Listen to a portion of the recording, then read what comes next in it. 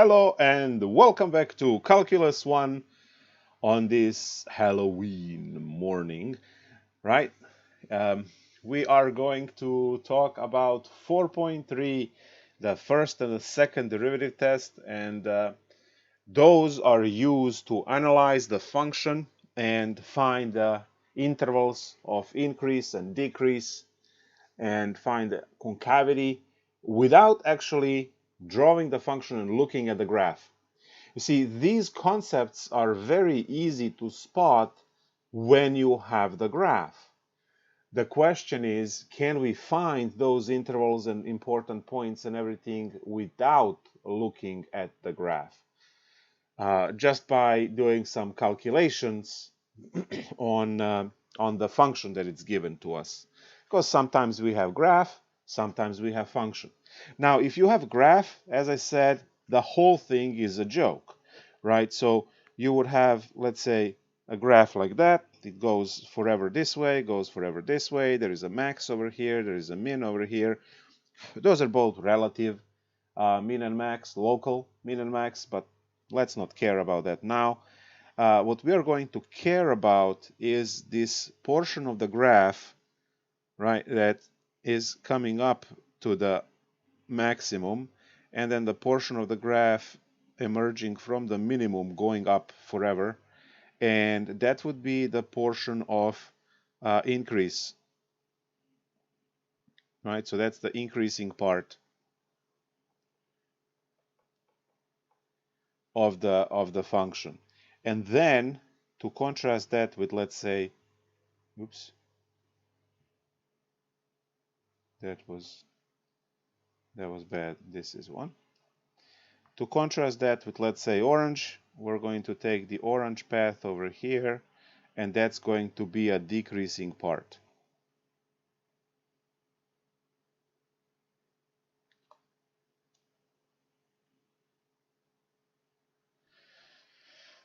Now, these concepts should not be foreign to you. Graph goes up, increasing, graph goes down, decreasing. We talked about it all the way back in 3.2. Now, if you put the x-axis in here, this side will be going to negative infinity. Then you are going to have your value where your max is. And then you're going to have your value where the minimum is. And then this side will go to positive infinity. Now, what you have here in between these 2 points is the interval on which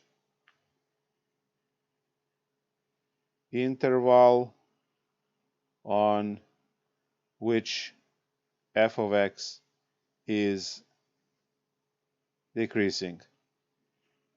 And you have the same thing for the blue, right, where you have this interval here going on forever and this interval here going on forever, which are the increasing intervals. So interval blah blah blah blah blah increase, and interval blah blah blah blah blah increase again.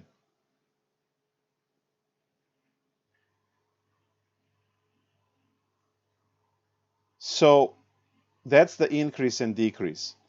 And now we are going to find a very special point here, which is going to be called inflection point.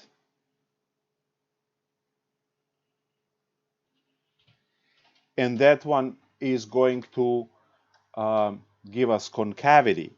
So now this is something that you are not used to yet. Let's go this lime green. This part of the graph here will be called concave down. And then let's go with well, let's use the regular pink. This interval here will be known as concave up. So now this inflection point, which drops down in here, we'll have this part of the graph have the interval of concave up, interval on which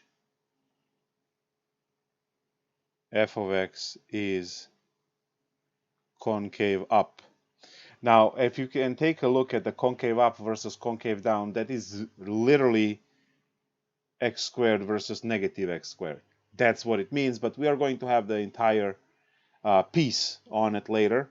So I'm just going to put all of these things on the same graph and call it a day right there for graph approach. So yeah, I understand this is really busy over here with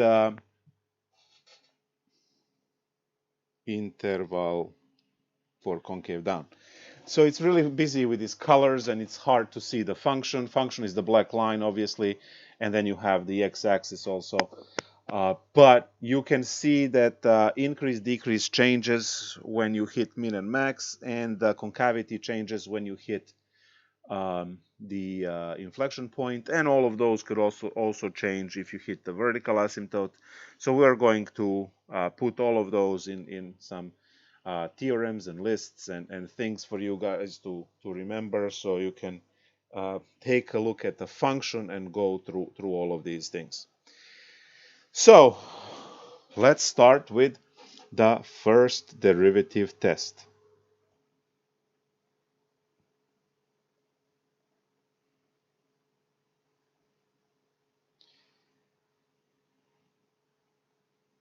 FDT. Now, the first derivative test, guys, this will be used in our future lessons and future concepts. And anytime you need to analyze a function later on, it is a very useful tool. So it's not just Calc 1, one exam, one problem, and move along, right? It's the situation where you have a concept that will be constantly brought back to show that the function is increasing, decreasing, used in Calc 2 to prove one of the conditions for integral test for power series in chapter 10, for instance. I can give you a lot of instances in Calc 2 and Calc 3 and later on, but you know, it's like everything else in mathematics. You have to learn it if you care about math and sciences, and if you don't, it will come back later to haunt you. Maybe you already have that experience, unfortunately, with trigonometry. This is something that in mathematics is a given. Whatever you don't know, or whatever you know barely, which is C technically, it comes back later in some form, and you just can't perform and can't learn new stuff until you relearn that thing, and then it becomes overwhelming eventually, right?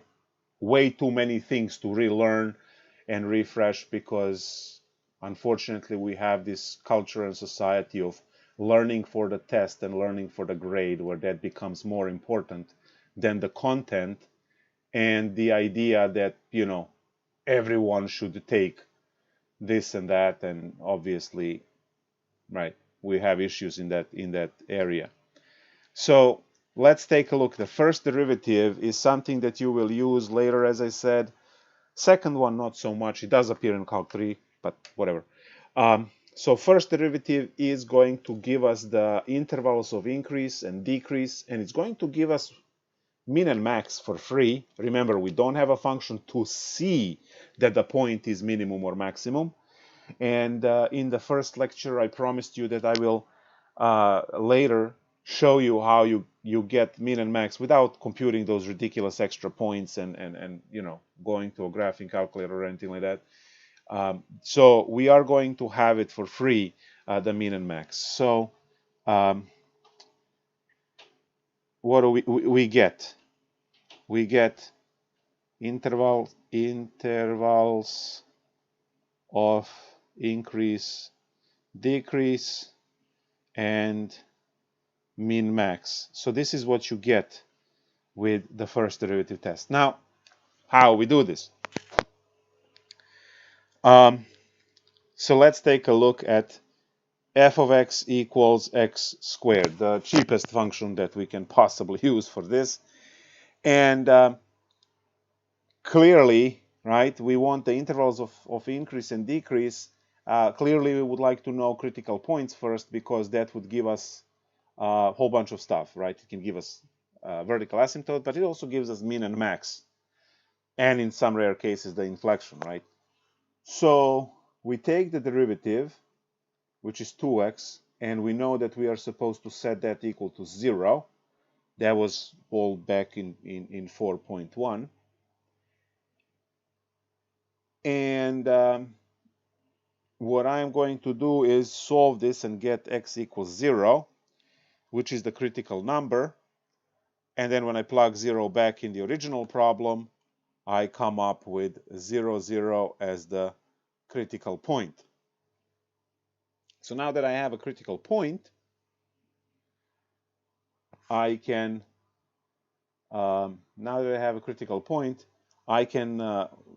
do something that's called a partition. So the domain over here is all real numbers. You should always know the domain, so you can draw your partition. So my partition here is from negative infinity to positive infinity. That's the entire domain. And the only point that I have is 0. Note that I did not put this to be a little tick mark. I really made this large division here to kind of separate two bins, right? Bin from negative infinity to 0, and the bin from 0 to positive infinity. So now all I need to do is to pick a test point in each one of these. Let's call that -1 and 1, because those are easy numbers. And then we perform what is known as the first derivative test. You plug in your test points in the first derivative and you compute. Now, why would you do this? Well, remember, when you compute a point inside if you compute the point inside the first derivative, what do you get? Who can remember what you get when you compute a point in a derivative?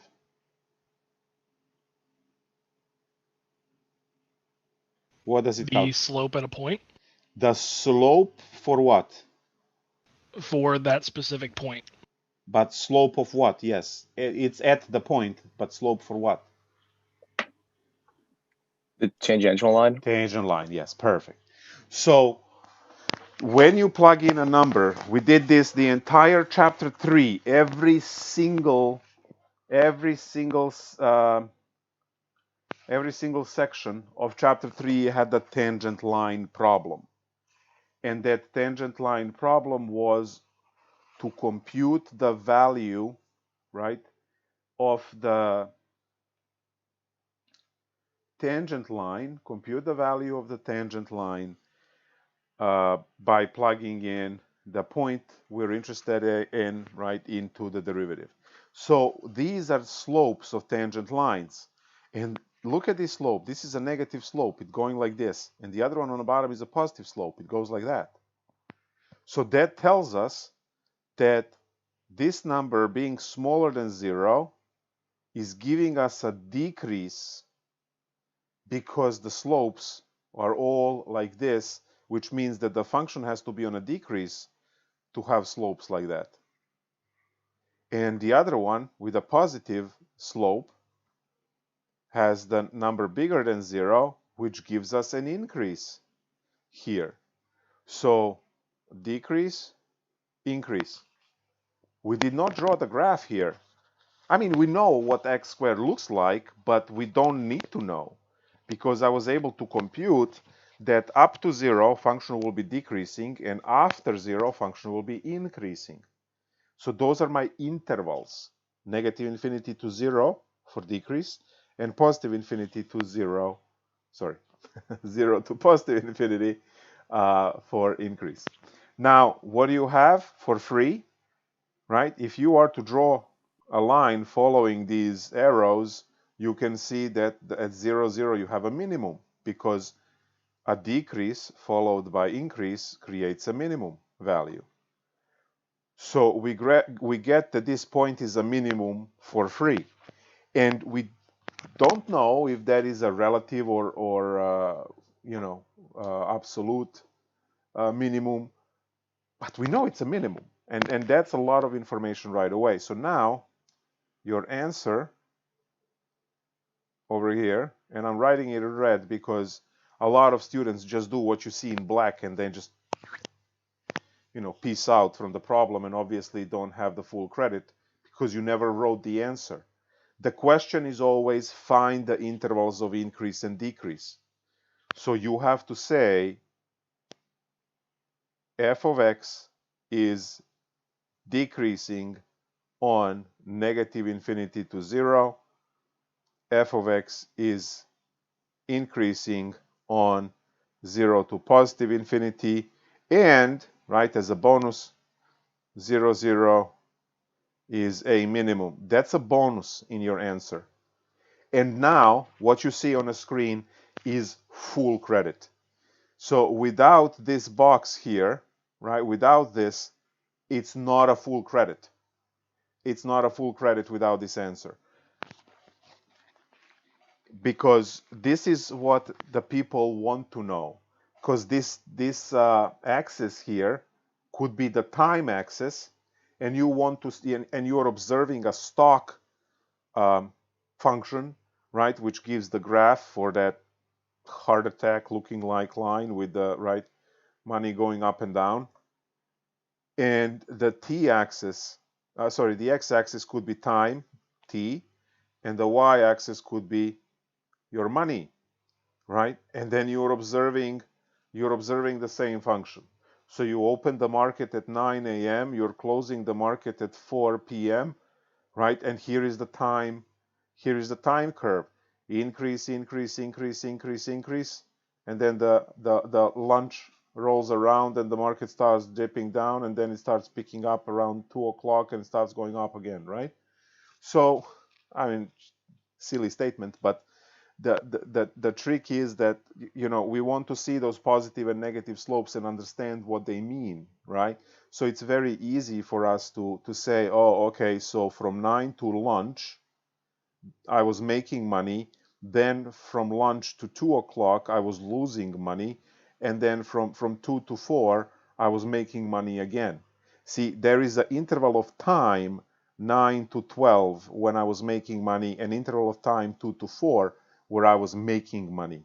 And there was an interval 12 to 2 where I was losing money, right? So that's why we take a look at this. Now, obviously, it could be a power graph when you're designing an engine, could be torque, could be a whole bunch of these graphs. And you're looking at these graphs, you're looking at the formulas that give those graphs, and you just say, oh, okay, so now I know when I am losing power, when I am gaining power, and all of these kind of things, right, as you are designing whatever devices you are engineering or designing, right? So these concepts are transferred very well into, right, the money-making side of calculus.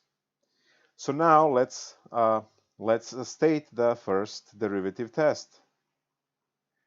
So if f prime at the test point C is larger than 0, then f of x is increasing around C, or x equals C. So you will have that partition. You will know exactly how big that partition is. And any point, literally any point you pick and compute in that interval will give you either larger than or less than 0. And you have the same thing, except now it's decreasing.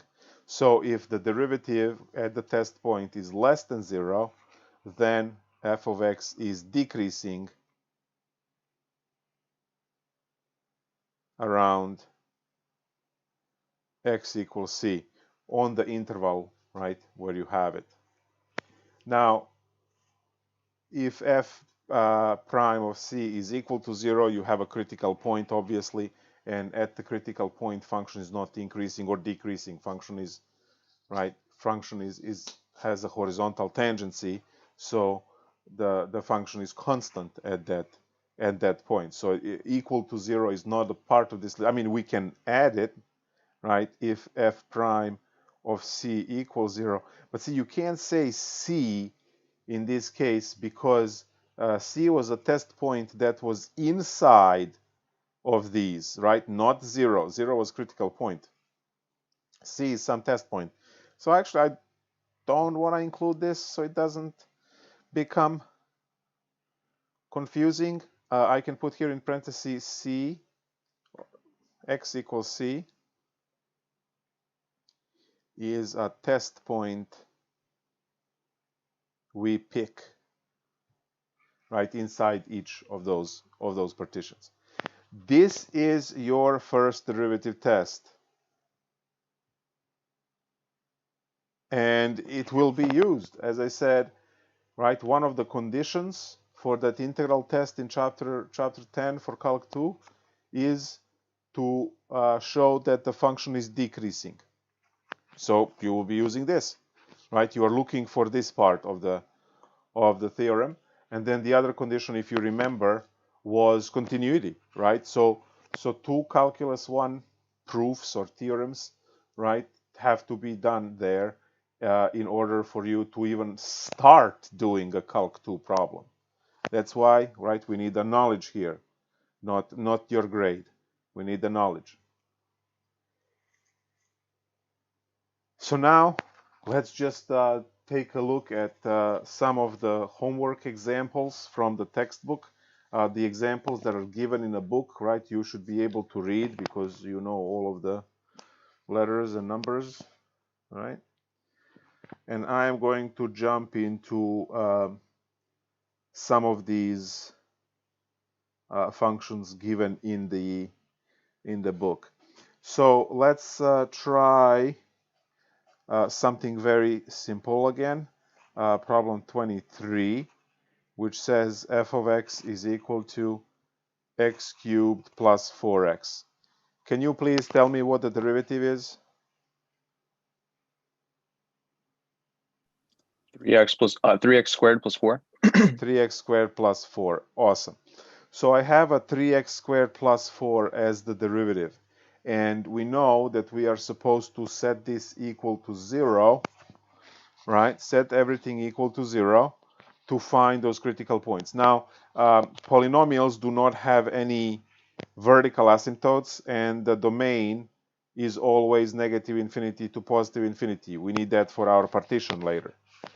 So we find the derivative, we set it equal to 0. We know we're not going to have any of the weird points like those cusps and sharp spikes from absolute value function, let's say. So we're not going to have any one of those, and we're not going to have any vertical asymptotes. This is a polynomial, nicely behaving function until you have to find the roots. Then it's a living nightmare. But nicely behaving function with a domain negative infinity to positive infinity. So now you want to solve this. You get x squared equals to negative 4 over 3. And now you see that has no real solution, right? So if you have no real solution, that means that you do not have min and max, right? Because you have no critical point. So this thing means no critical points, and that means no min max. Now, since we have no vertical asymptotes either, our entire partition, our entire domain is one partition. That's it. The whole thing is one partition. Maybe I should write that. Let's go purple. So this plus no VA means entire domain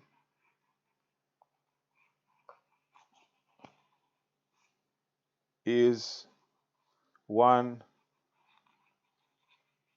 partition. So all I need to do is to pick literally any number, anywhere. Positive, negative, it really doesn't matter. Pick any number. You can pick 0 as well. You can pick anything you want. There is no partition. See, on a previous problem, you couldn't pick 0 because 0 is the barrier between the two parts of the domain, right? Because that was a critical point. Now you have no critical points. You have no vertical asymptotes.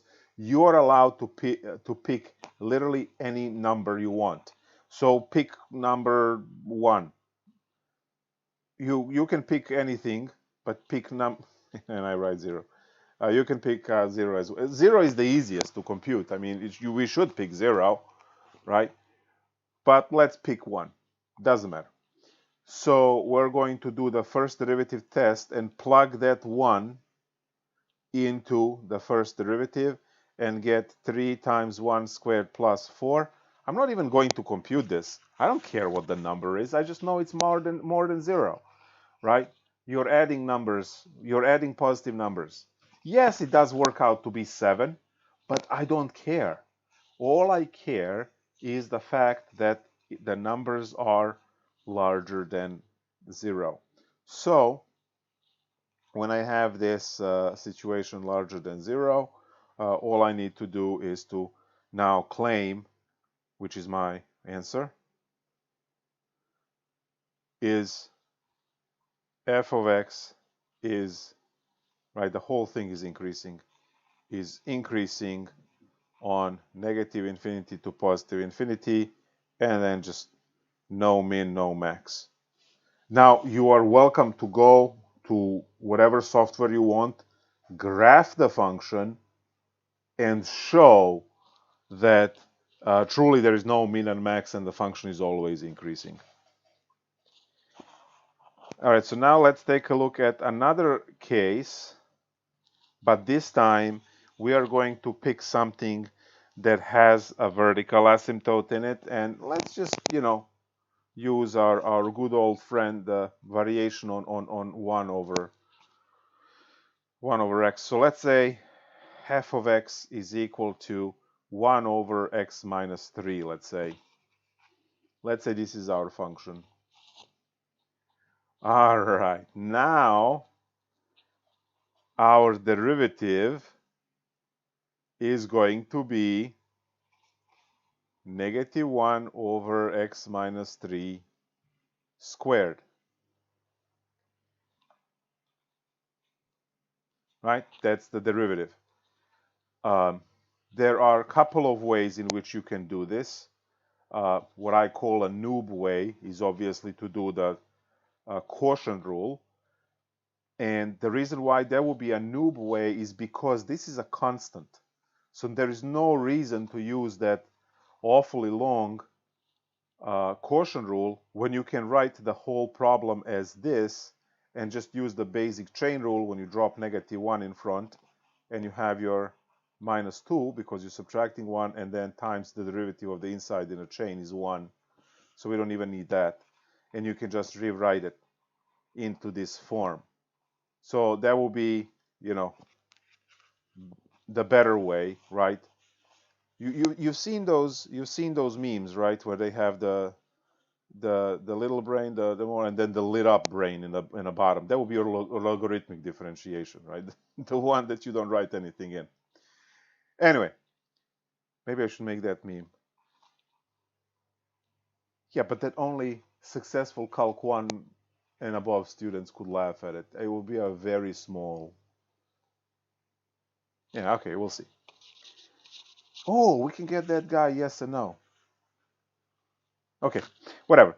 So we have our derivative, and we set this equal to 0, and again no solution, because once you cross multiply, right, you get negative 1 equal to 0. So no solution, no critical point, There we go. And then no min max.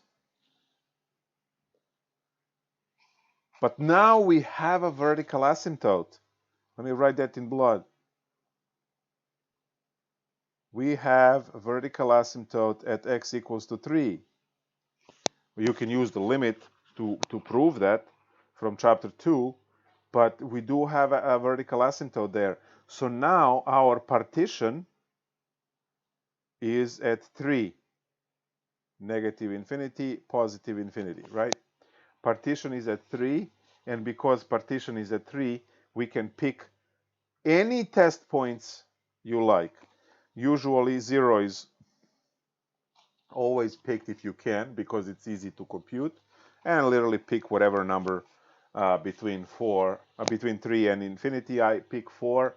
You are welcome to use 1734, right, if you like that better. First derivative test is computed at these test points. So I have -1 divided by 0 minus 3 squared. I don't need to compute this. I don't care. Square is always going to give us a positive number in denominator. You have a negative divided by a positive. That's less than 0. Screaming decrease. And the same happens to the other one, right? When I put the 4 inside, 4 minus 3, it's still squared, right? And because it's squared, it's going to be negative again, because you have -1 divided by a positive number. Again, I don't care what the values are. I just care if they're positive or negative. You do not have to compute this, right? If you can make in your head the quick argument that they are less or more than 0, that's literally all you need. Because all I need is to put the two decreasing arrows, one next to each other, right? And the one next to the other, I mean. And then no min and max. So the answer is f of x is decreasing on -infinity to 3, union 3 to infinity, and we have no min max. That's your answer for the problem. And you should know, right, all the way back from pre-calc 1, what the graph looks like. You have the vertical asymptote at 3, and then you have this piece, and you have this piece, right? It's just a 1 over x function shifted to the right. And if you see this, right, you do see the two decreasing parts, right? If you are to stand on any one of these function lines, you would always be walking down as you're walking. You will always be going down as you're walking to the right. So they are decreasing functions. I mean, the whole function is decreasing, and it has two united decreasing intervals. So what this red stuff here are the numbers, the intervals. This is going to be terrible, but it's this interval here and then this interval here. So technically everything except the vertical asymptote. So these are x values. I've seen people do all sorts of weird things because they don't understand the notation. This is your x1, this is your x2. It's the interval. Now it's infinity, so it's not a point, but at soon we are going to have, let's say, 1 to 3 or something like that. So that's not a point in space.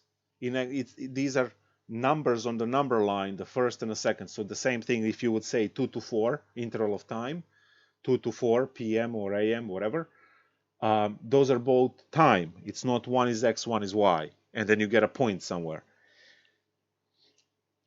All right, so another homework exercise. Now let's take a look at some spicier stuff, something nicer with trig and ease and stuff like that. So I think I did 32 in the other class on the stream, so if you watch that one, you will be able to see it. I either did 31 or 32. I can't remember which one.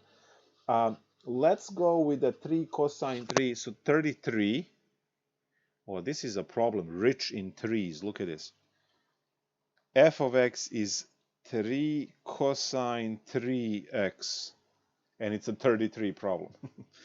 On negative pi to pi. So they restricted domain here. Cosine has negative infinity to positive infinity domain, right? So that is our domain, but it's restricted now from negative pi to pi.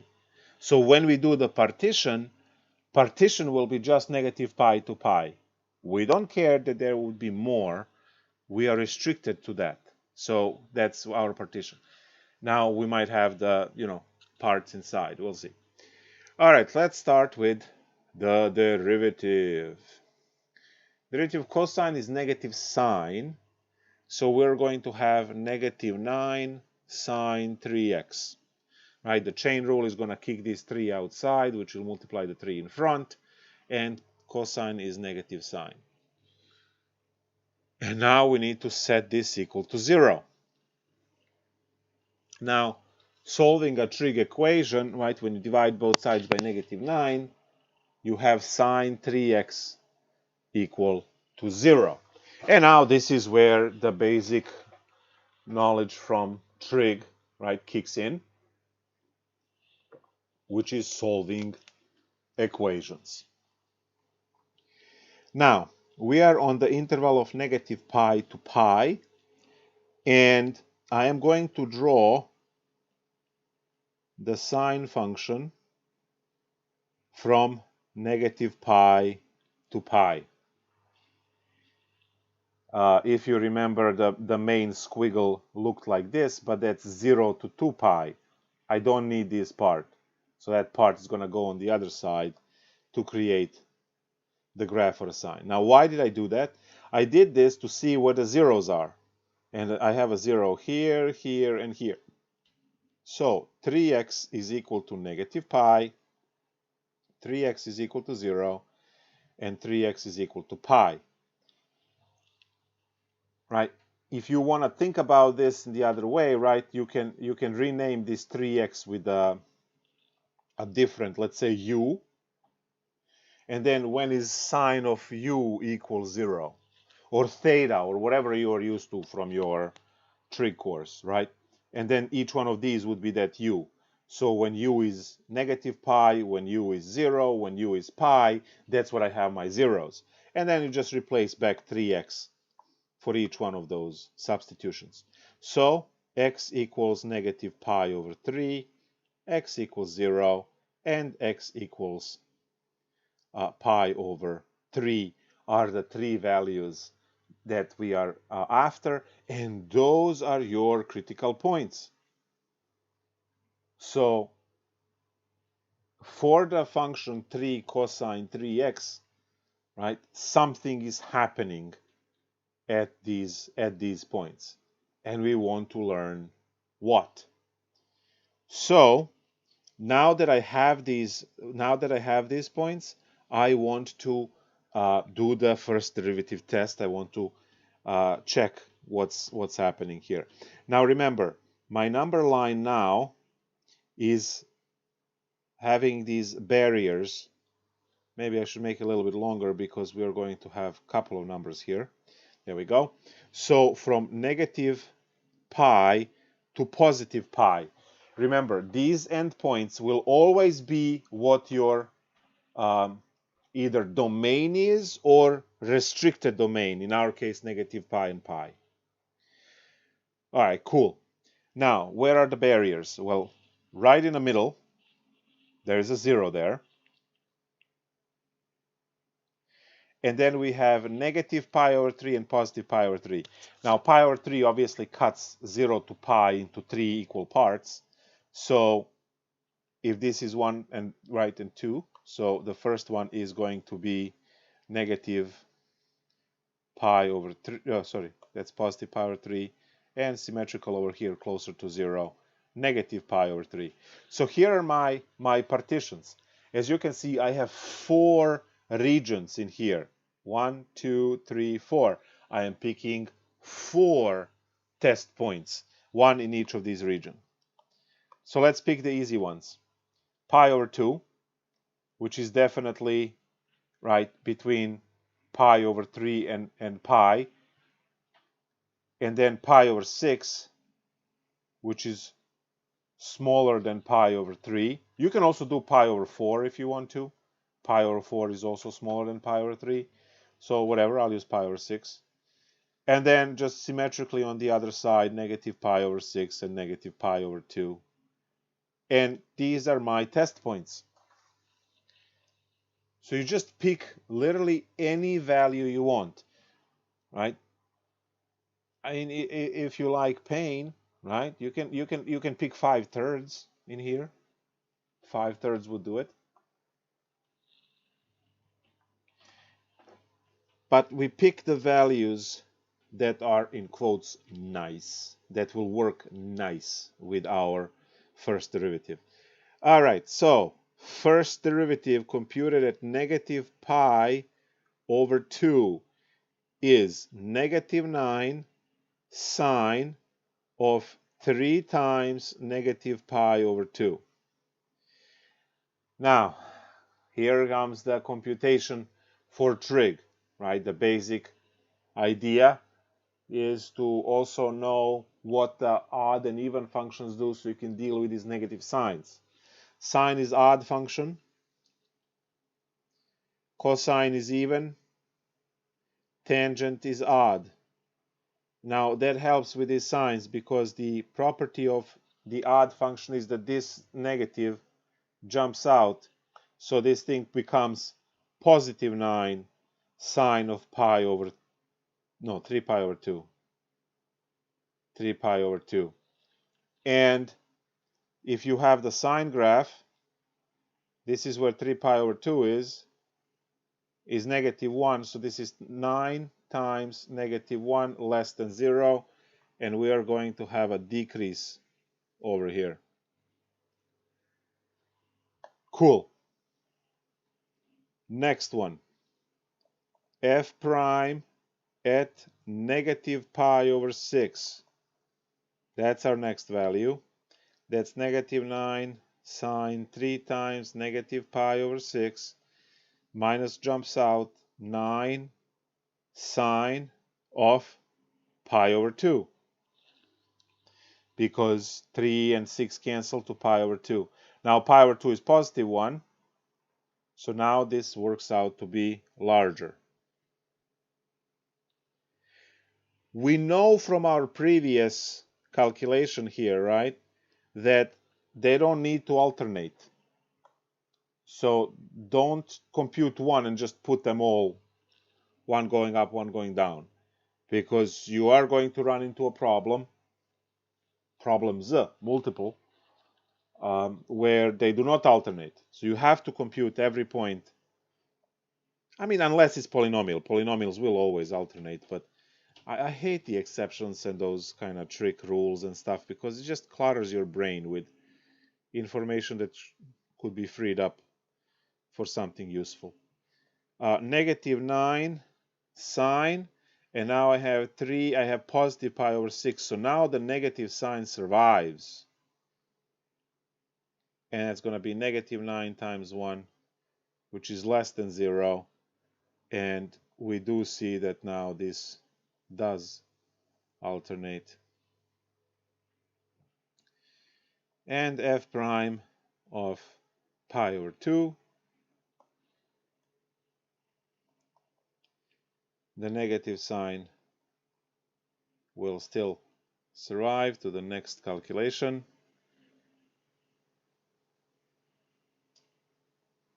But this is now negative 9 times negative 1, which will be larger than 0.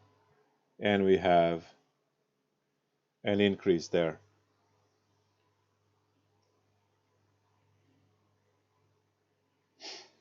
So now I hope you are bothered with this problem over here, that this interval here, oh, this color, hold on, there we go. This interval here is longer than this one here. And there is so much symmetry in the trig, right? So did we lose any solutions, right? Maybe there is more, right? Maybe we should have those 2 pi over 3's in as well as partition, but they did not show up in our original calculation. And right now, you solve the problem, and you came up with all of this, and then now this situation here is a little bit bothering, right? So let's see, would we, if we have this 2 pi over 3 as well, would that give us 0 in this calculation? So -9, we don't even need -9. We just need sine of 3 times 2 pi over 3. When this cancels, ooh, sine 2 pi, right? So it does, which means that we are missing -2 pi over 3 and 2 pi over 3 as well. Now, how did I know this?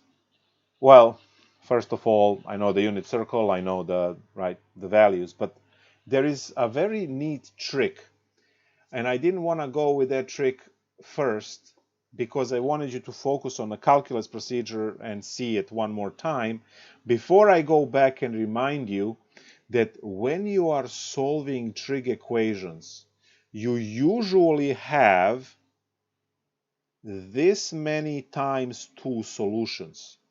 And I say usually because if the solutions end up being zeros, those are usually double solutions. So now 3 times 2 is equal to 6. And if you count these, and this one is multiplicity 2, 2, 4, 6 solutions, which is exactly what we are expecting, right? So again, a lot of this stuff depends on how well you know the basic trig, right? And these are equations, I believe somewhere in chapter 5, on how to solve these equations. The little trick I used with substitution and all of that stuff, right? That's all prior knowledge. Now, if you have issues with this, you better stop by the office hours and work out some examples, so on.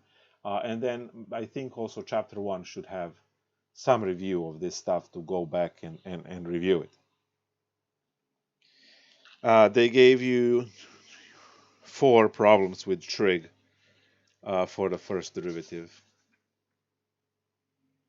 And then there is also inverse tangent later on.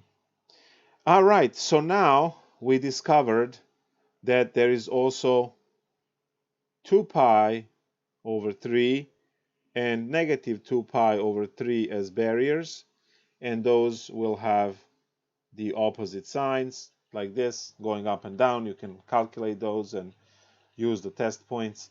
The best is to observe the symmetry for the entire region here and say if 0 to pi, if everything was symmetrical, like broken down into these pi over 3's, and then the test point of pi over 2 slap in the middle of 0 to pi, then taking away pi over 6 from the left, that's pi minus pi over 6. That's going to be a cool point here, 5 pi over 6 to check, and the test point -5 pi over 6 symmetrically on the other side.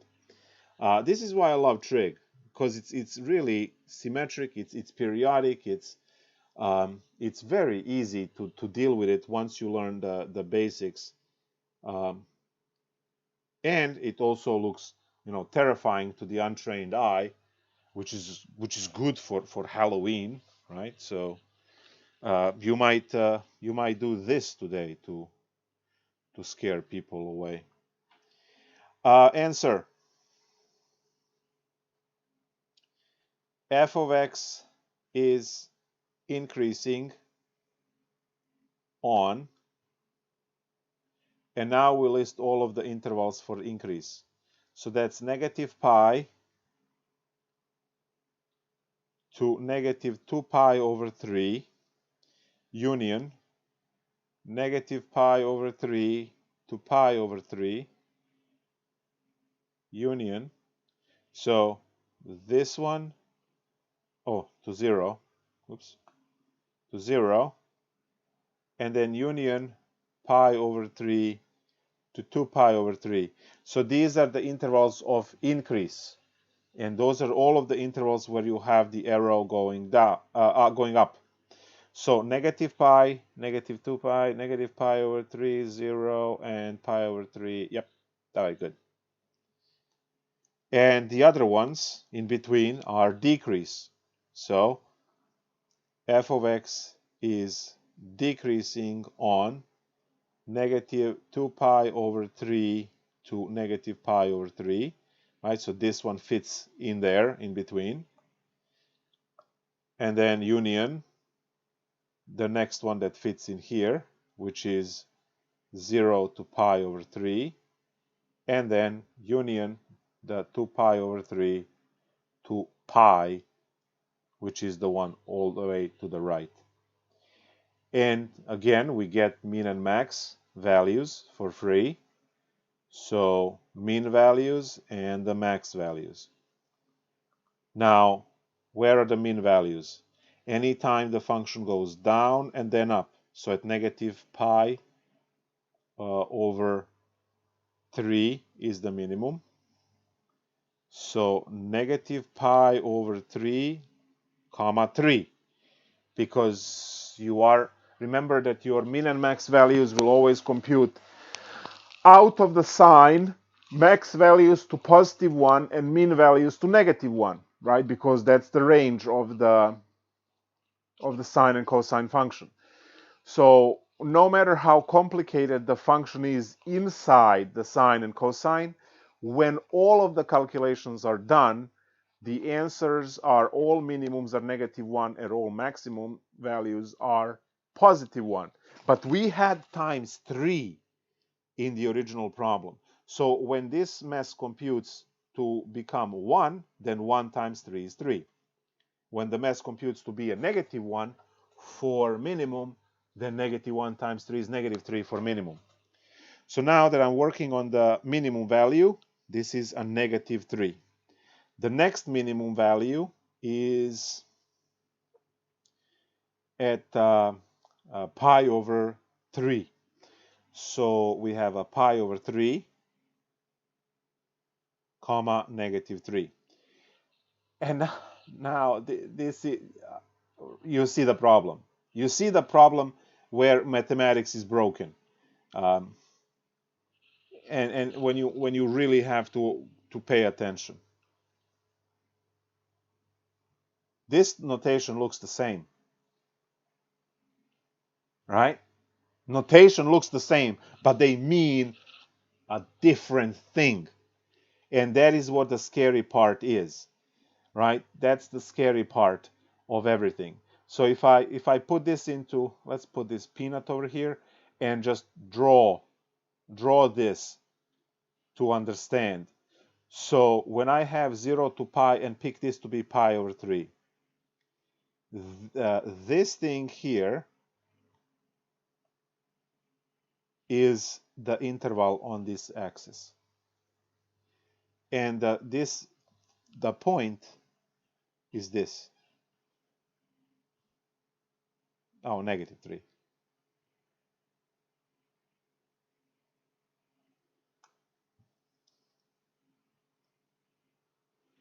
They're not the same thing, right? This is interval,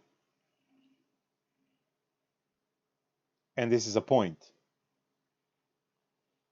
Interval and a point are not the same thing, but what the hell, mathematics? Why would you have the same notation? So make sure you are, right, you are paying attention what's the point and what's the interval, right? If I just give you this without any context, you cannot assume it's a point in the xy plane, because it could be the interval, open interval 1 to 7, when 1 and 7 are not included, as opposed to the interval 1 and 7 when it is included. This notation always means closed interval. You can never confuse this with a point. But this one could be open interval or could be a point. And that is what is really, really confusing. So 1 to, let's say, 7. So that's the interval, which is noted as 1, 7. But you can also have 1, 2, 3, 4, 5, blah, blah, blah, 1, 7 as a point.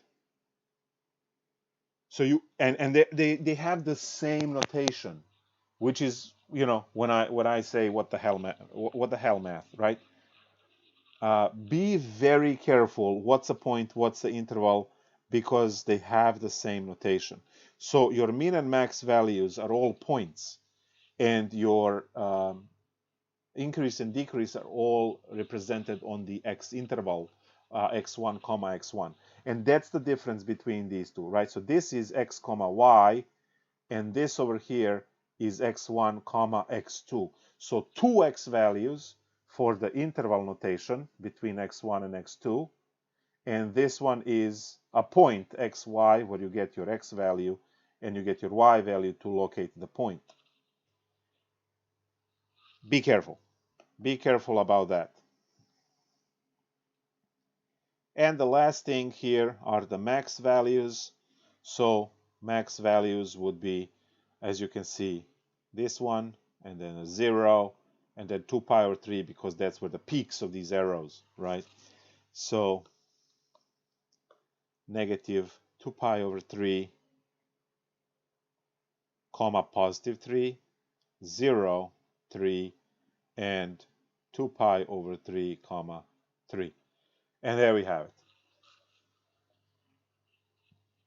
Awesome, awesome, awesome trig example.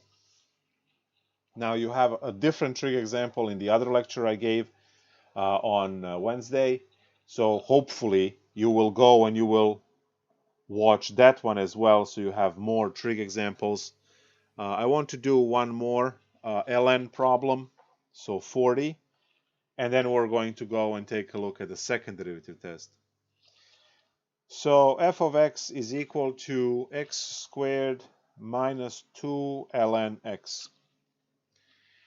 And for this problem, again, we have to start with the domain, because we need the domain for our partition, right? So that's the first part. And then afterwards, we need, we'll do the first derivative test and all that stuff. But let's do the domain, right? Before we do derivative. So domain for x squared are literally all numbers you can think of. Negative, positive, real, right? Everything. I mean, rational, irrational.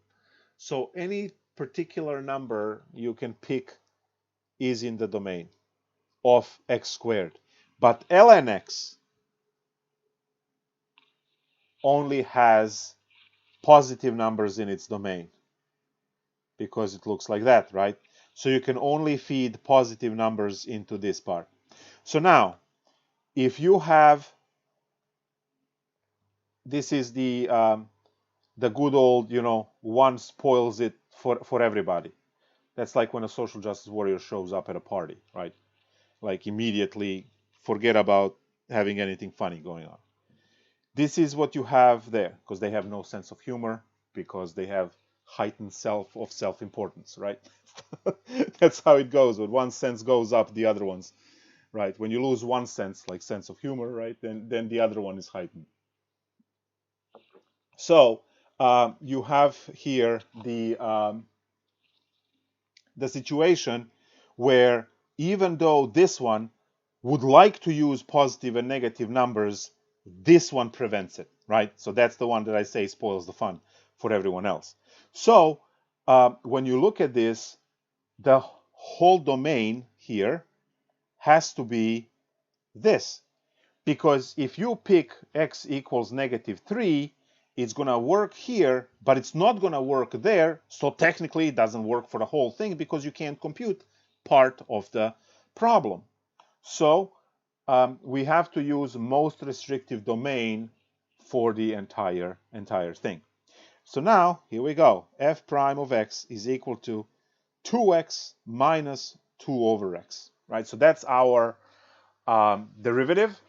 Derivative of ln x is 1 over x, and then it's just multiplied by 2.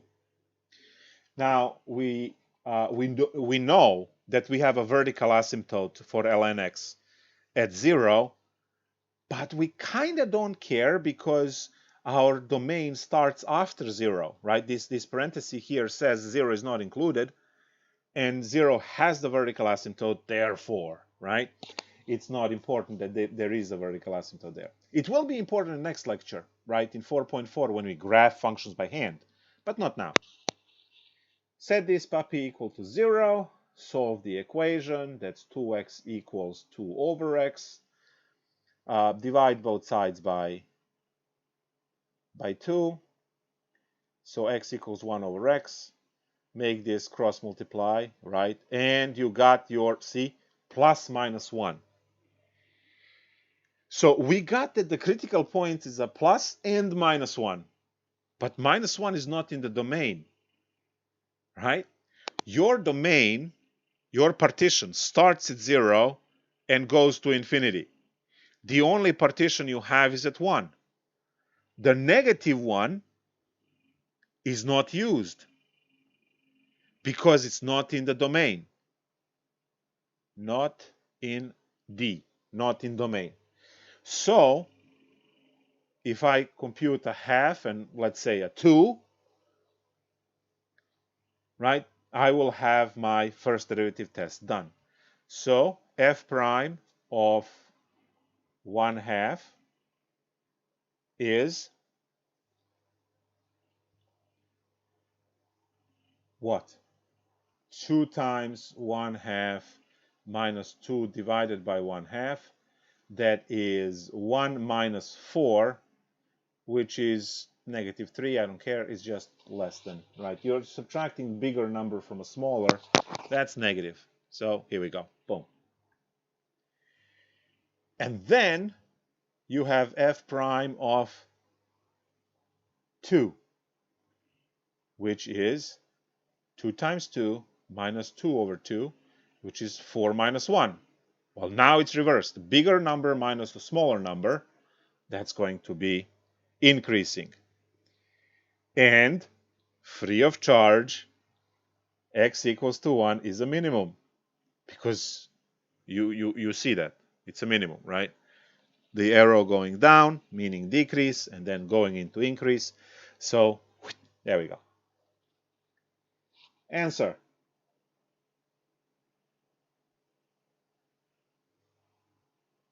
F of x is decreasing on 0 to 1 interval, and then f of x is increasing on 1 to infinity, and then minimum at 1, comma, and now to find the y value, I just plug that 1 back in the original problem, right? So the y value would be 1 squared minus 2 times ln of 1, which is 1 because ln of 1 is 0.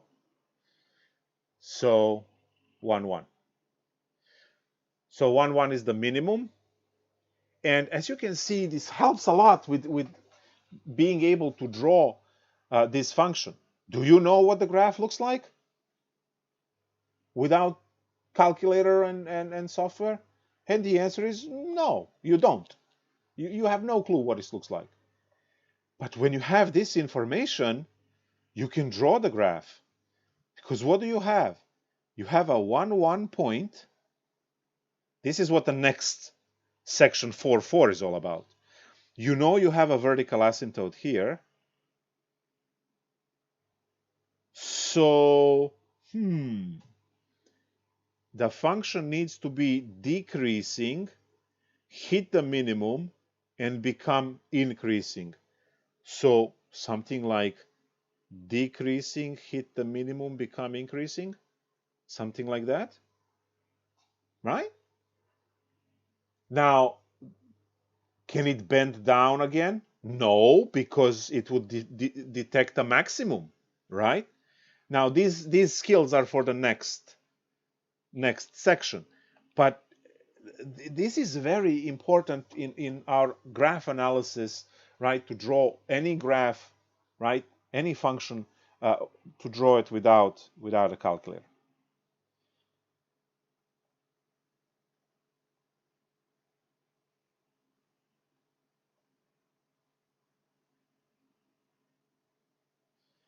Second derivative test. All right, before we go there, questions, concerns, anything you would like to add or subtract from the procedure?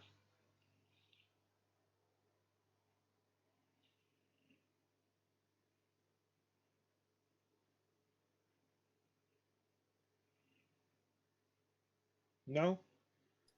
No, I'm okay. All right, great. Well, that's great. Now, guys, we're going to have identical calculation, except we're using second derivative.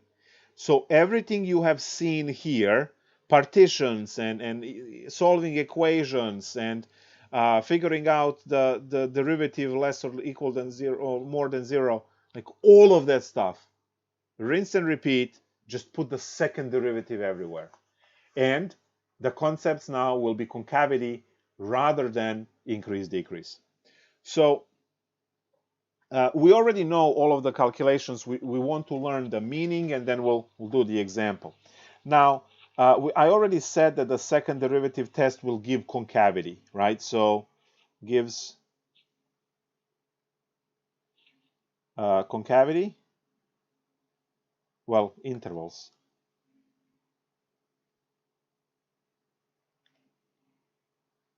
For concavity gives inflection points, finally, right? And it can also give min-max, but in a different way than the previous one. And yeah, let's now write down the test. Second derivative test is if f double prime at the value c is less than 0, then f of x, come on tablet, is concave down around x equals c.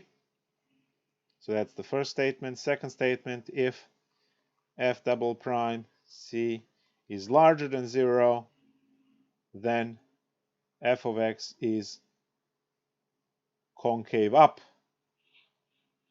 around x equals c. We'll write it here, even though I'm not a fan. When it's equal to 0, then x equals c is the inflection point. Now, the word inflection point here, point at which concavity changes.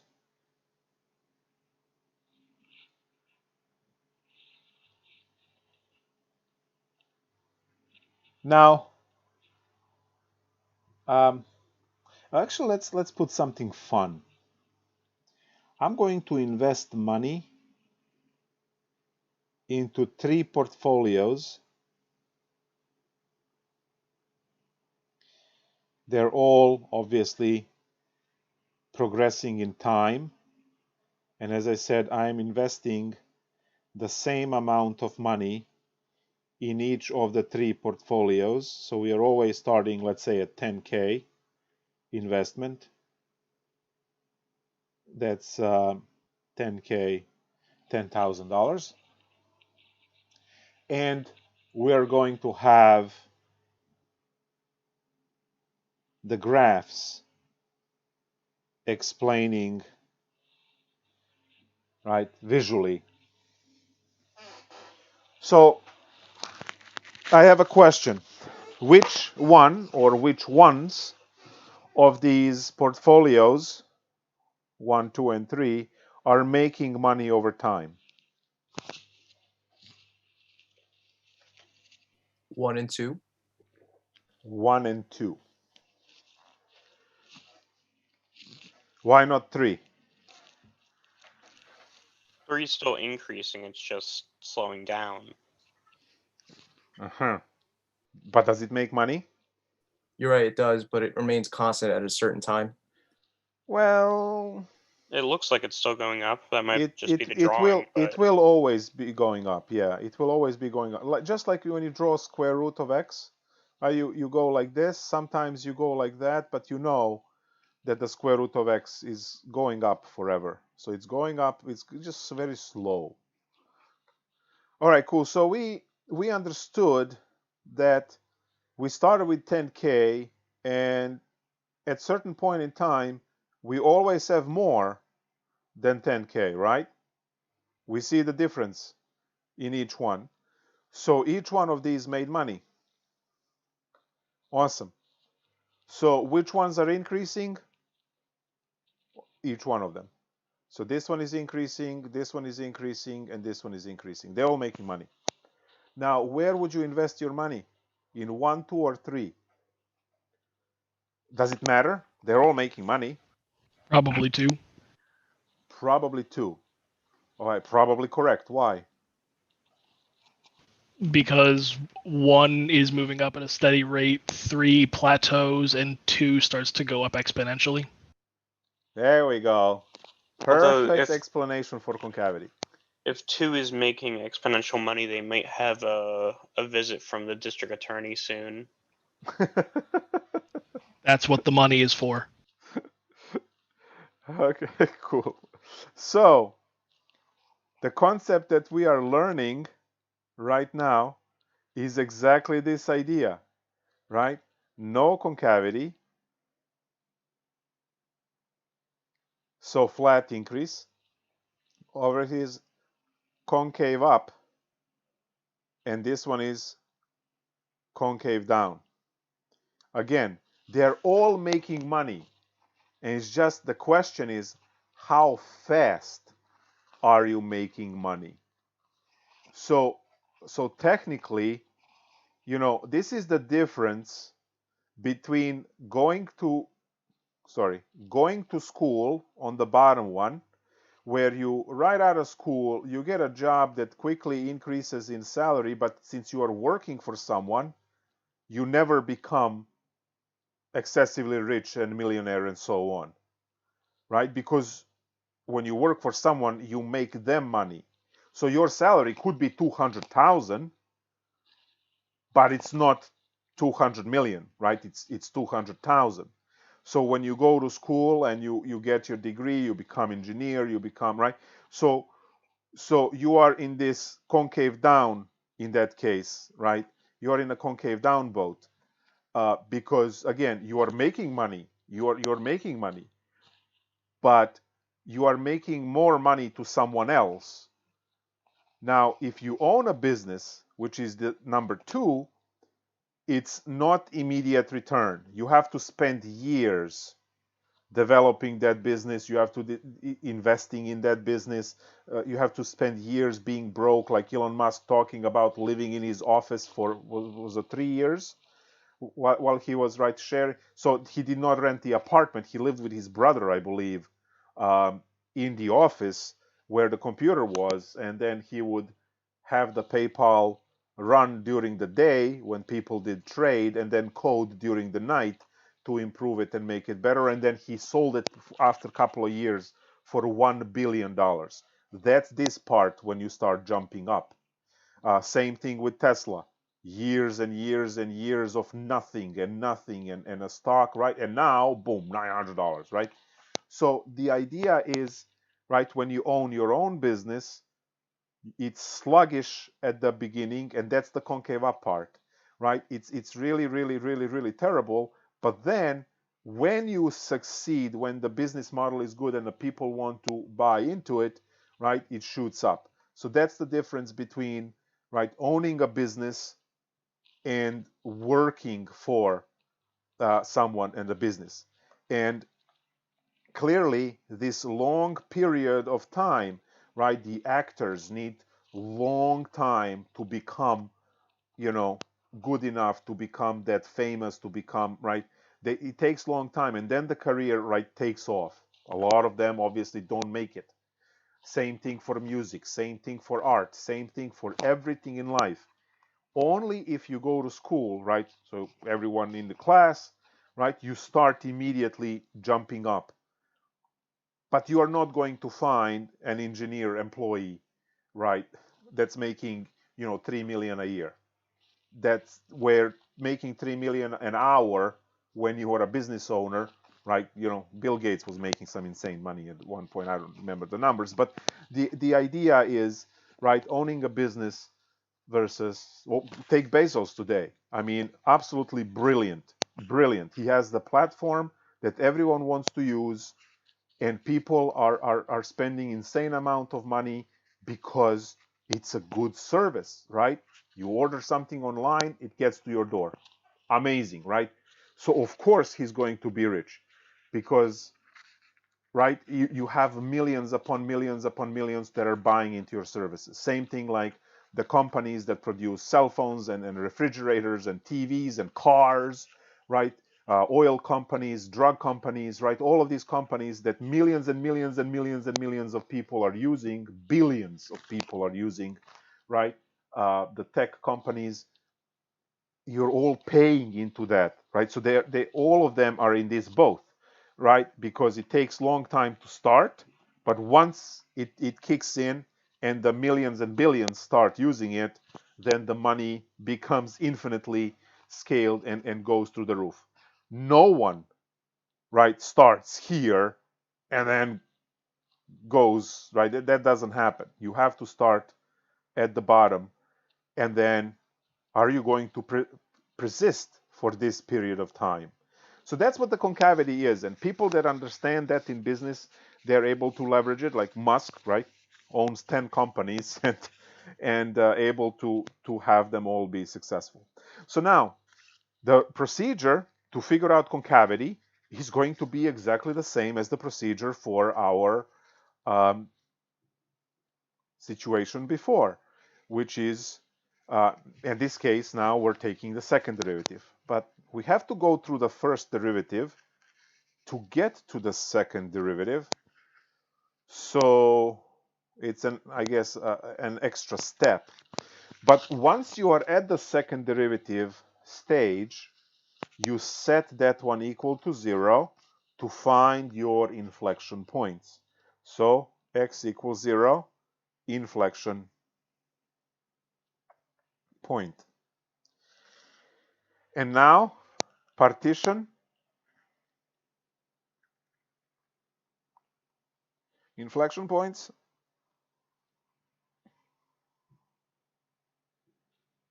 and VAs. Now in this case we do not have a vertical asymptote, so we don't have to worry about it. But other problems would have a vertical asymptote, so we would have to worry about it. So now let's go and do the partition. We have, why did I say it's x cubed? F of x equals x cubed. The derivative is 3x squared. The derivative is 6x. Yeah.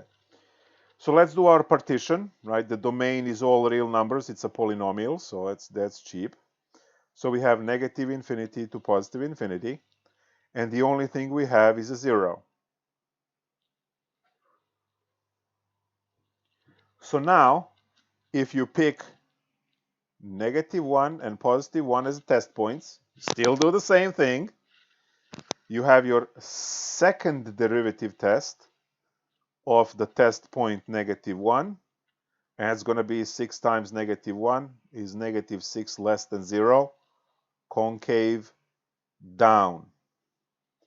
And now we have 6 times 1, which is 6 larger than 0, concave up, by those rules that we had above, where the derivative is less, second derivative, sorry, is less, we have concave down, and the second derivative is positive, we have concave up.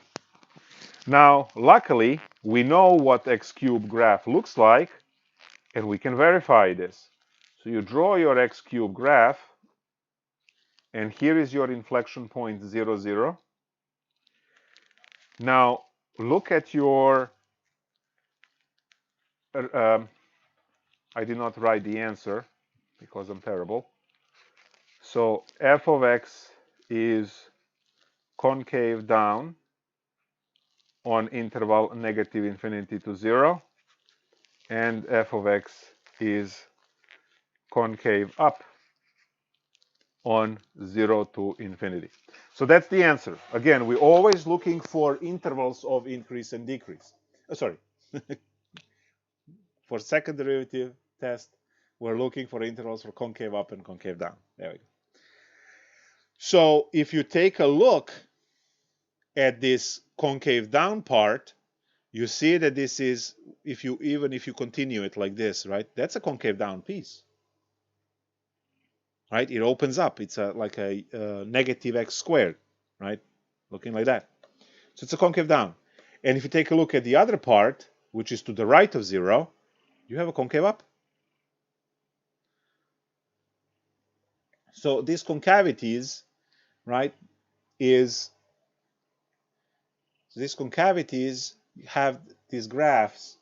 So concave up is going to have this piece, but it can also have just like that or just like that, right? And then the concave down piece is going to look like this, but it can also have this and have that. So there's that part. Second derivative test. Let's pick something. So we had ln's, we had trig. Let's pick one of these with ease.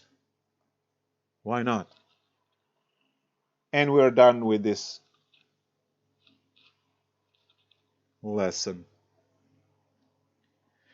So problem 85 is f of x equals x squared e to the negative x.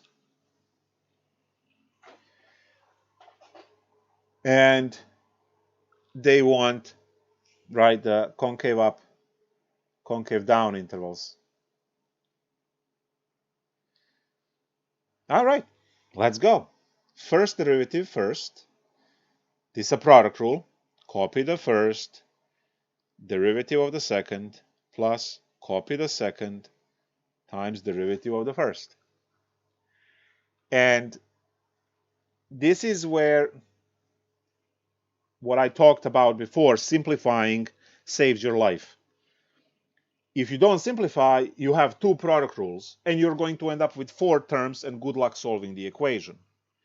But if you factor out e to the negative x and leave in parentheses 2x minus x squared,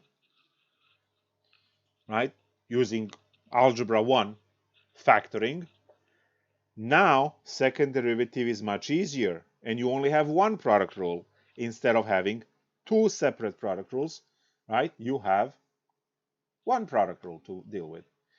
Copy the first, derivative of the second, plus copy the second, times a derivative of the first. There we go. And to solve this as the equation, the best thing to do is to put all of this, right, again, factor out e to the negative x, and in parentheses, put all of your terms. Now, -1 times negative x squared will be positive x squared. Then I have negative 2x minus 2x is minus 4x, and then plus 2. This negative needs to distribute, guys. So when it distributes to x squared, it becomes positive. When it distributes to 2x, it becomes negative 2x, and then this negative 2x is negative 4x, and then you have the positive 2 in front. Awesome. Set this equal to 0. Use the zero product rule, right, to set each one of these individual factors to 0. More algebra. No solution here, because e to the x never crosses x-axis, so it's not going to have a 0. And the second one, well, if you can't factor it, you have to use quadratic formula. It's a square, right? So it's quadratic formula works, quadratic equation.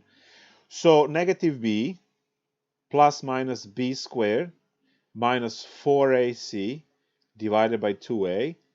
This is 4 plus minus 2 root 2 over 2, which is 2 plus minus root 2. 16 minus 8 is 8, and square root of 8 is 2 root 2, right? Because 8 is 4 times 2. The 2 stays under the root, and the root of 4 goes out as this. So we have two critical values, two inflection points. X equals 2 plus root 2, and x equals 2 minus root 2. And the domain for the problem is all real numbers. Technically, your f of x that was given as x squared e to the negative x can be written as x squared over e to the x. Now, e to the x is never 0, which means that it will never spoil fun for x squared to have the entire domain. So x squared has the entire domain, and e to the x can never be 0, which is awesome. So you will always be dividing the full domain by some number, right? And it's e to the x is also never negative either. So this is always just whatever the sign plugs in. But hopefully you see that all of these are always positive numbers and all of that stuff, because the top can only be positive because it's always squared. The bottom is always positive. So the actual domain is from 0 to infinity. But if we are looking for that, situation over here, you can say negative infinity to positive infinity, because you can plug in negative numbers and the range will always be a positive number. We'll use that later.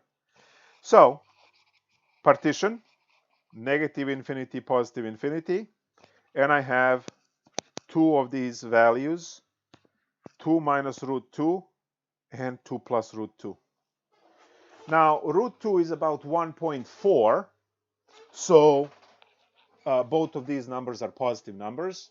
So we can use 0 as the easy one. We can use 1 as the easy value. And over here, right, we can use 4. You can use 10. You can use, right, whatever you want. Now, there are good values that you could use, but let's stick with these. And let's say over here, because I would use something with ln in it, because when you plug in ln into e, right, exponent, it cancels. But whatever. Let's use 4, because this is going to be about 3.4 when you compute. All right, second derivative computed at 0 is, now my second derivative is this mess here. All of it. It's nicer. Actually, you know what? Let me first write the second derivative And because I'm going to write it nicer, x squared minus 4x plus 2 divided by e to the x. Now that's a boss move. So now we don't need anything else. Second derivative computed at 0. You plug in 0 everywhere. That's going to be 2 over 1 e to the 0, which is 2 bigger than 0. And we have concave up. Second derivative computed at 1 is 1 minus 4 plus 2 divided by, I'm not even going to bother. This is always positive in the denominator. Look, e to the x graph has only positive values on the output. Input could be positive or negative, but output, the answer of the calculation is always positive number because they're all above, right? All of the values are above x-axis. So I don't need to go e to the 1 is e and then e is 2 point blah blah blah, because you will never get a negative number in the denominator if you're computing e to the x. If you're computing e to the negative x also, because that one is just a decay graph, also always above x-axis. It doesn't matter which one you're computing, they're always positive.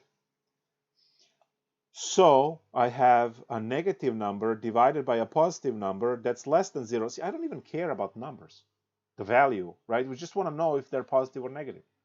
So the top is 1 plus 2 is 3. 3 minus 4 is negative 1. But I just see that there is more on a negative than the positives. So just do that. And I have concave down. And finally, the test point 4 will be, again, this is positive, is going to be 16 minus 16 plus 2.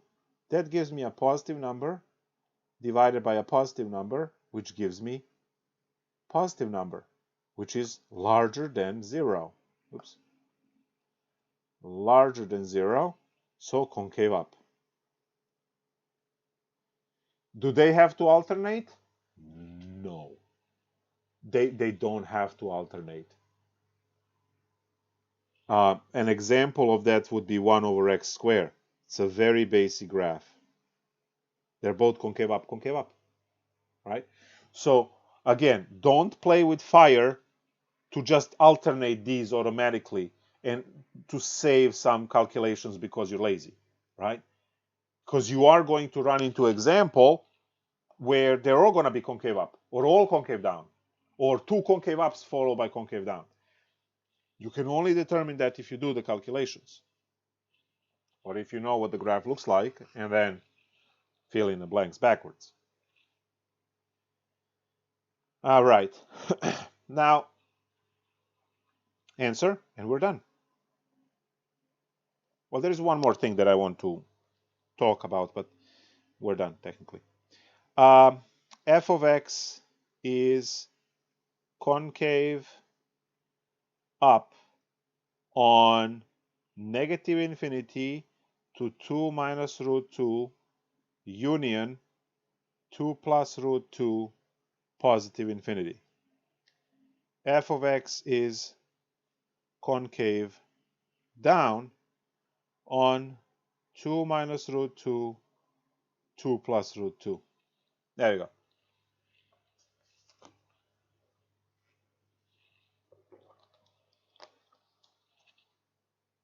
The very last sentence is, remember how I said that you can find min and max through concavity?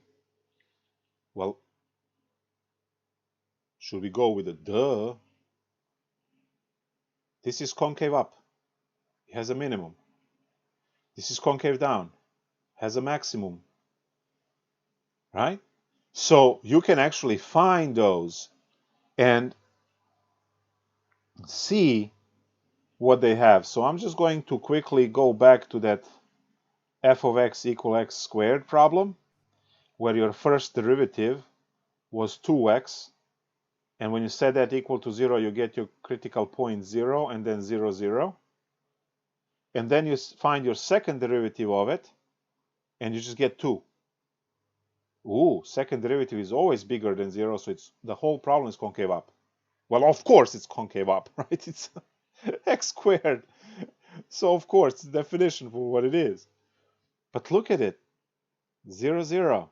And it's a minimum gotten from the concavity, because the concave up part always looks like this u, and that one will have a minimum on the bottom. So you can, in some sense, skip over the analysis because the concavity is a stronger one, because look, there is your decrease, there is your increase, there is your min. So concavity is like this, you know, like a Swiss Army knife of of the whole thing, right? It gives literally everything. So that's kind of cool part about it. And we found that it's a minimum now using concavity. Questions? Concerns? Professor, can Yes. you show us you mentioned earlier that you would have gone a logarithmic route with the partitioning?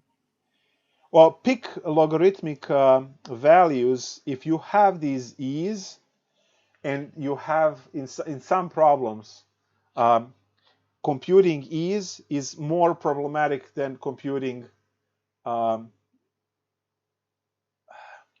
So look, when you mix let me go this way. When you start mixing functions, you have the world of polynomials, which is like x squared plus 3.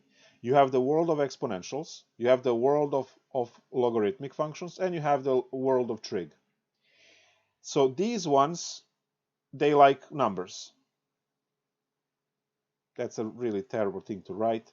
Let's say they like whole numbers. Let's write integers. There we go.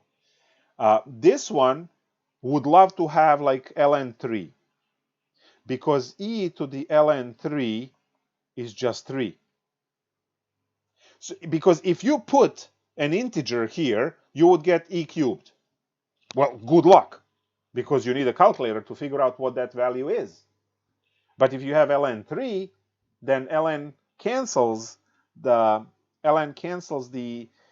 e, and you just have the answer to be an integer value. I hope that made sense. Now, ln would like values like, let's say, e squared, because ln of e squared is just 2, right? The 2 will jump in front, ln of e is 1, and you will just get that. And the trig would like pi over 6, because sine of pi over 6 is equal to 1/2. So when you mix these, you pick your poison for calculations.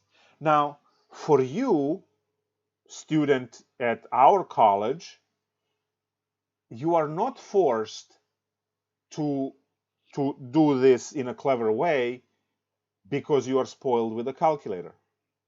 If you were to take this course at Rutgers, NGIT, Virginia Tech, or any of these schools that prohibit any calculator use across all of the math courses, so you can't even have the solar calculator with multiplication on it, like nothing, absolutely nothing, well, then you would really have to worry about this, because you can't punch in a calculator and come up with a 12 decimal number. So the way I pick numbers is I just want to avoid use of a calculator. But again, I am not really teaching the ins and outs of that, because we have this half calculator policy where you are not allowed to use graphing calculator on exam. And that's it. Where if you were, at other schools, they would say no calculator of any kind, which would force you to think critically about what values you want to pick and plug in. Does this answer your question? It did, yeah. I was just going to ask how you would have gone specifically like to that problem. Like what value would have you chosen to, I guess, simplify the second derivative? Well, to for this particular problem, I went with the numbers. Like I would always pick a 0. You can write 0 as ln of 1 as well, right? And in that case, e to the ln. But then plugging in ln in here would make it worse. So you have to be careful with polynomials. The question is what kind of problems you have.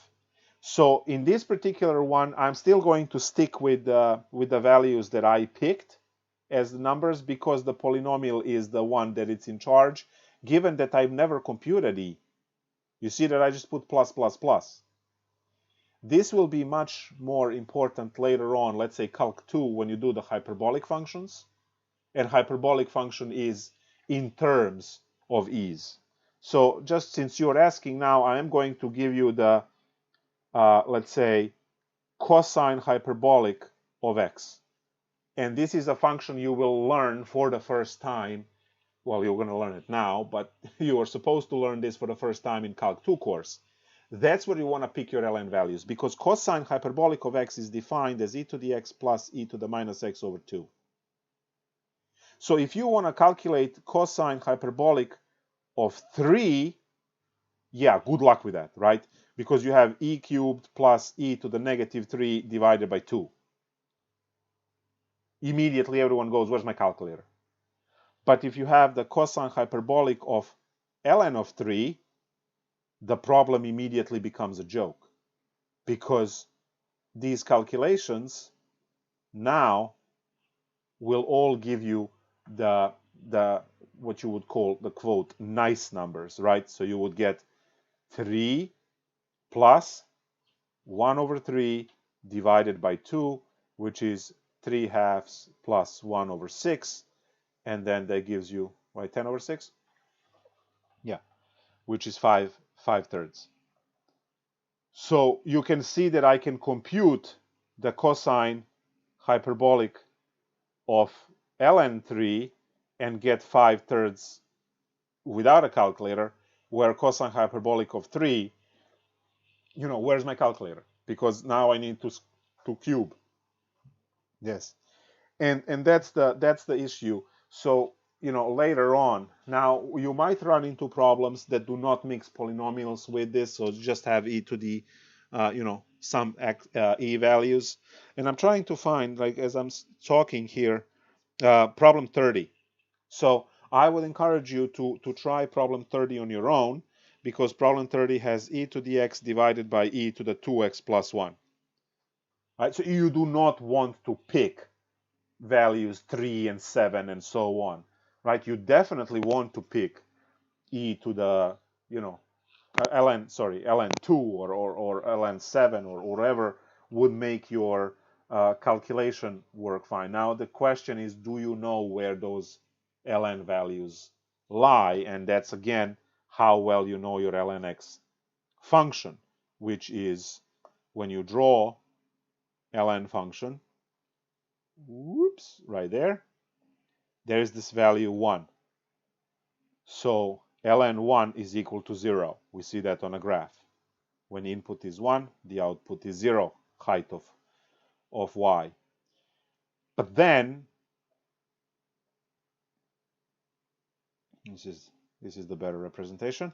So then you go in and you say, okay, so my partitioning, right, requires the smaller value or the larger value that requires a negative value or a positive value.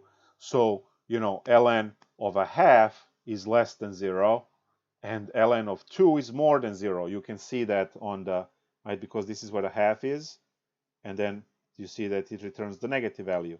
This is what 2 is, and returns the positive value.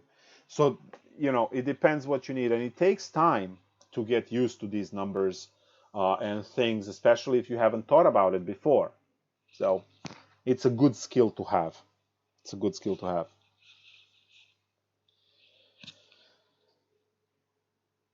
Better?